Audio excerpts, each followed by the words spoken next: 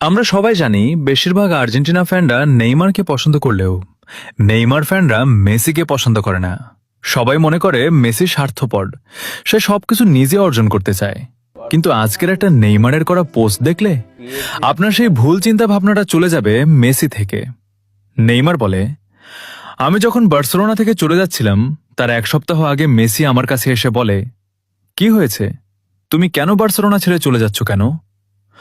আমি কিছু না বলে চুপ করে থাকলাম। তখন মেসি বলে, তুমি বার্সেলোনাতেই থাকো, আমি তোমাকে ওয়ার্ল্ড বেস্ট প্লেয়ার বানাবো।